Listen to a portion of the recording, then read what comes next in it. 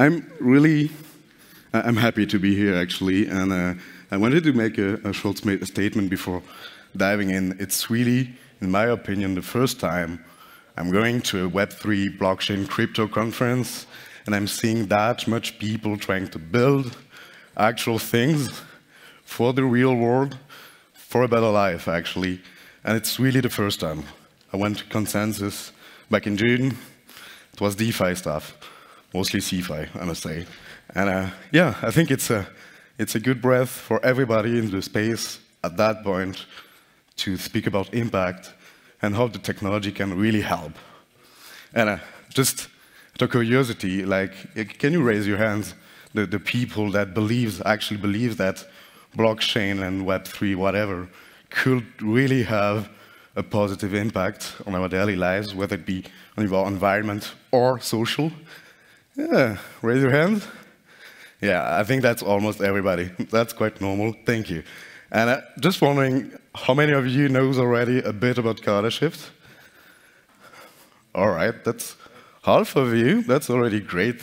So as the title is saying, Web3 for positive impact, it might sound naive, but at the end of the day, what we wanted to do when we started back a year ago, almost, maybe a bit more now, it was just about, hey, how can we help organizations moving to Web3 and use the tools we have there to scale their business model and ultimately their impact. I think we have a lot of ground to cover, and when I'm speaking with all the projects here, just like, yeah, we need to work together, and then we'll find really good solutions.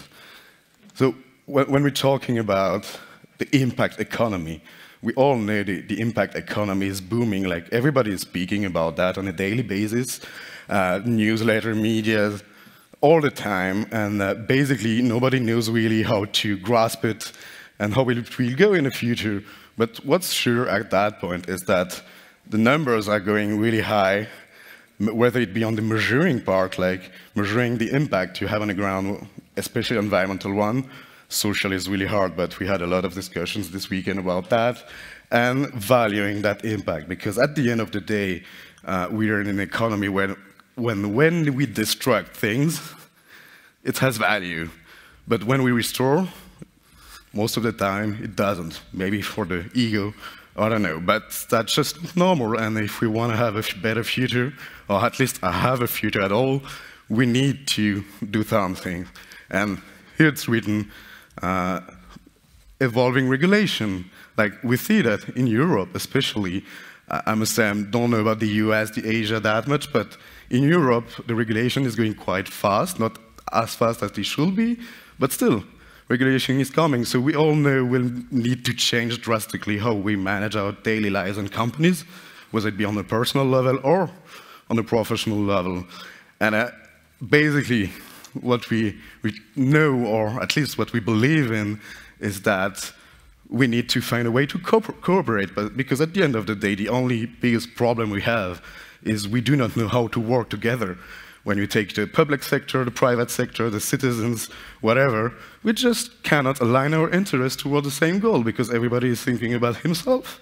Everybody is saying, hey, that's your fault, not mine, so why would I do something? At the end of the day, we are all on the same boat. We live on the same earth. It's our home. It's our home, not just your home. It's our home, at least. So we need to find a way to engage and align the interest of the people around impact models and companies, organizations trying to do that. And we believe blockchain is a fantastic tool when it comes down to governance, basically, and assets. The fact that we can program assets and put our values into it, it's just a tremendous thing. It can do a lot of things. So basically, when we're talking about blockchain, is it working? Oh yeah. So we have a strong conviction that blockchain and smart contracts are fantastic enablers to overcome those systemic constraints we were speaking about before.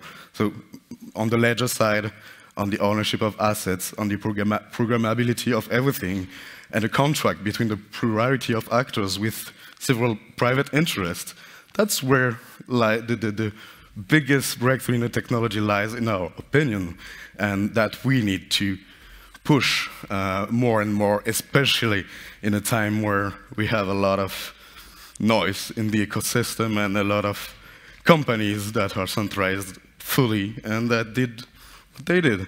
We need to show everybody that the tech can be useful. And I think we are there quite quickly. So what we plan to do, or what we are already doing, is we help those organizations come to Web3. I will talk about it a bit later, but at the end of the day, what we do is providing the tools and the place to stimulate this economy with all the different actors that are already working on that topic. And we have quite a normal organization when it comes down to blockchain, with a DAO and an entity that is in charge of the operations. But the DAO gather all the token holders, and the DAO decides where the community and the ecosystem should go, basically. We already launched our first product, which is a Launchpad and a factory. So basically, we had a first call of project back in June.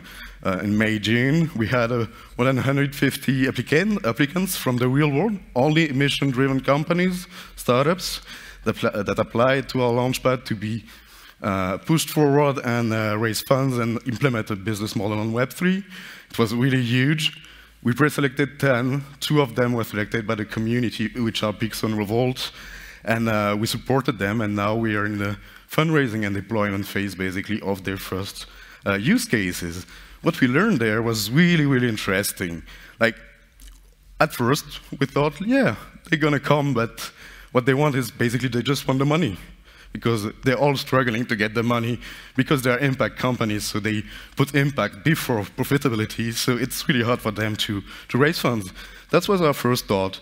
But at the end of the day, that was not the case, actually. They wanted to have a new engagement tool to gather citizens around what they're doing on a daily basis, and yeah, if possible, if we can find use cases to help them scale their business model and go one step further, that's all better. But it's not only about the money, and that was the biggest breakthrough we had when we spoke with all those projects. So I think I'm gonna show you a bit the 2 projects, because I think it's interesting to see what types of projects are really looking towards leveraging the technology. So Pixel is all about reusable containers, so they just want to fight single-use plastic waste, and they do that with containers, especially in the restaurants and fast food in France. So they're working with McDonald's, with Sodexo, with the biggest in the industry in France. And yeah, they want to build the biggest network of reusable container in France and in Europe, firstly. And when you talk about that, you talk about new value chain. You talk also about the washing center, for instance, because you need to be able to wash your containers. But as of today, there are not enough washing center. We are not able to deploy a fleet of containers overall. So what we did with them was helping them to making their containers ownership a driver of reusable packaging. And that means what? That means that you guys, every citizen around the table, can just invest an amount of money in the fleet of container, and each and every time the container makes a loop in the system, then you'll get a share of your reward. And once the impact is proven after some loops, we might see a way to disclose impact rewards, maybe in form of carbon credits too. So that's the first use case with Pixel. With Revolt is all about electric vehicles and garage, and it's a bit of the same thing. Like, you help invest, buy a car which would have been go to the dump, they repair it, they resell it, and then the battery is living longer. So the vehicle, instead of living 3 or 4 years, it will live 8 years. So that's a big step towards sustainability, especially around electric vehicles. And I see I've been a bit long because I only have 15 seconds left. So we have a whole process of selecting and supporting those companies. And we are building a marketplace with different actors to be able to put those tokens on the market, basically. So I'm going to wrap up here. I'm more than happy to have a conversation with any of you. And if you have any projects that is looking to do things like we do, and that wants to partner and discuss how we we can move on. I think the better the maybe.